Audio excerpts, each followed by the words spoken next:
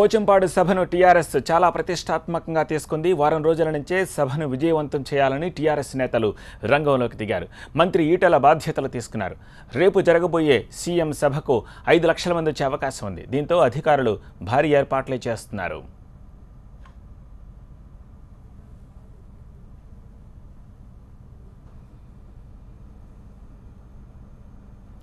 ప్రాజెక్ట్ని రేపటి భారీ సభను ప్రతిష్టాత్మకంగా తీసుకున్నామంటున్న డిప్యూటీ సీఎం కడియం శ్రీహరితో మా ప్రతినిధి Ramesh face to face.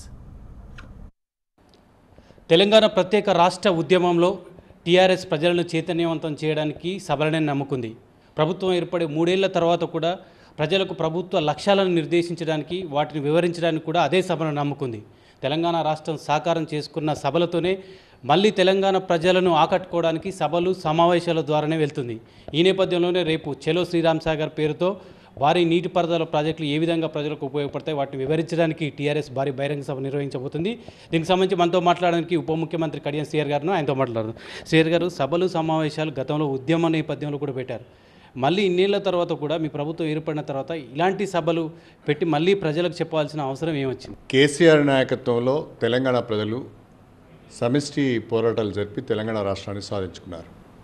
Telangana ఉద్యమం సమయంలో తెలంగాణ ప్రజలందరికీ కూడా తెలంగాణకు ఏ రంగాలలో అన్యాయం జరుగుతుంది, నీళ్లు, నిధులు, నియామకాలకు సంబంధించి ఉమ్మడి ఆంధ్రప్రదేశ్లో తెలంగాణకు జరుగుతున్న అన్యాయాన్ని గురించి వివరించి చెప్పడమే కాకుండా తెలంగాణ రాష్ట్రము ఏర్పడిన తర్వాత గోదావరి నది జలాల్లో, కృష్ణా నది జలాలలో తెలంగాణకు దక్కవలసిన న్యాయమైన చట్టపరమైన వాటాను మనం సాధించుకొని ప్రాజెక్టులు నిర్మాణం చేసుకొని తెలంగాణలో 1 కోటి ఎకరాలకు సాగునీరు అందించే అవకాశం ఉంది అని చెప్పి ఆనాడు ఉద్యమ సమయంలో చెప్పడమే కాకుండా తెలంగాణ ప్రజల ఆశీర్వాదంతోనే అధికారంలోకి వచ్చిన తర్వాత ఈ 3 సంవత్సరాలలో ప్రాజెక్టులను త్వరితగతిన పూర్తి చేయాలని, ఏవైతే ప్రాజెక్ట్స్ ఉన్నాయో వాటిని మోడర్నైజ్ చేసి టేలిండ్ వరకు నీటిని సరఫరా చేయాలని, ఆన్గోయింగ్ ప్రాజెక్ట్స్ను రీడిజైన్ చేసి ఎక్కువ ఆయకట్టును ఆ ప్రాజెక్ట్ పరిధిలోకి తీసుకురావాలని, 3వది గోదావరి నది పైన మనకున్న హక్కును కాపాడుకునే విధంగా ప్రాజెక్టులు నిర్మాణం చేయాలని ఆలోచన చేసి ఈరోజు కాళేశ్వరం ఎత్తిపోతల పథకం కానీ లేదా శ్రీరామ్ సాగర్ ప్రాజెక్టు పునరుజ్జీవన పథకాన్ని కానీ ఈరోజు మేము టేకప్ చేయడం జరుగుతున్నది. ప్రధానంగా రేపు గౌరవ ముఖ్యమంత్రి కల్వకుంట్ల చంద్రశేఖరరావు గారు ఉదయం 11 గంటల ప్రాంతంలో శ్రీరామ్ సాగర్ ప్రాజెక్టు పునరుజ్జీవన పథకానికి శంకుస్థాపన చేస్తున్నారు.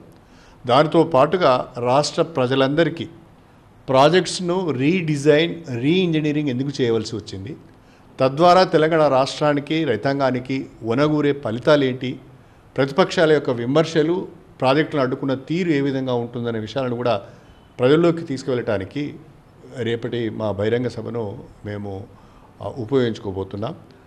తెలంగాణ ప్రభుత్వం ఏర్పడిన తర్వాత కొత్త ప్రాజెక్టుల ద్వారా ఎన్ని ఎకరాలకు నీరు అందించారనేది ప్రజలకు స్పష్టంగా చెప్తారు.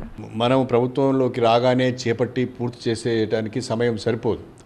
ఏవైతే 10 ఏళ్ళు, 20 ఏళ్ళు, 30 ఏళ్ళ నుంచి ప్రాజెక్టుల నిర్మాణం చేపట్టి అసంపూర్తిగా మిగిలిపోయిన ప్రాజెక్టులు ఉన్నాయో వాటిని శీఘ్రగతిన వేగంగా పూర్తి చేసే ప్రయత్నం, వాటన్నిటిని కూడా ఏబీపీ కింద చేర్చి నిధులను తీసుకొని రాష్ట్ర ప్రభుత్వ నిధులను, అదేవిధంగా కేంద్ర ప్రభుత్వ నిధుల నుంచి కూడా నిధులను సేకరించి ఆ ప్రాజెక్టులు పూర్తి చేసే ప్రయత్నం చేస్తున్నాం.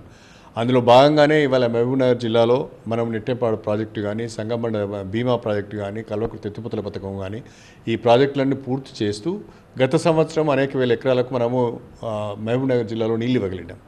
అదేవిధంగా సింగూరు జలాశయం నుండి కూడా మనం గన్పూర్ ఆయకట్టుకు నీళ్ళు ఇవ్వగలిగినాం. దేవాదుల ఎత్తిపోతల పథకం ద్వారా మన వరంగల్ జిల్లాలోని అనేక చెరువులను కూడా మనము నింపుకొని 2వ పంట బ్రహ్మాండంగా మనం పండించుకోగలిగినాం.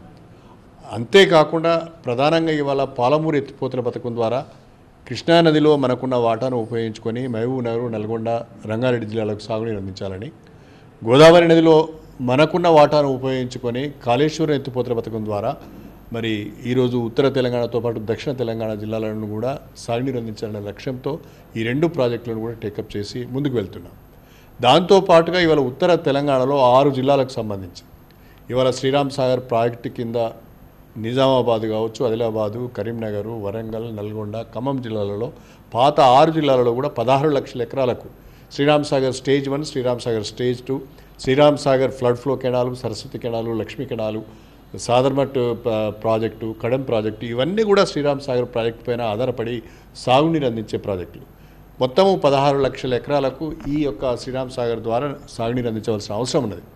నీళ్లు, నిధులు, నియామకాలు ఈ ట్యాగ్లైన్తో ప్రారంభమైన తెలంగాణ ఉద్యమం టీఆర్ఎస్ తెలంగాణ రాష్ట్రాన్ని సాకారం చేసుకుంది. తెలంగాణ ప్రభుత్వం ఏర్పడిన తర్వాత 1 కోటి ఎకరాలకు నీరందిస్తామనే హామీతో రంగంలోకి దిగిన టీఆర్ఎస్ ఆ దిశగా అడుగులు వేస్తుంది.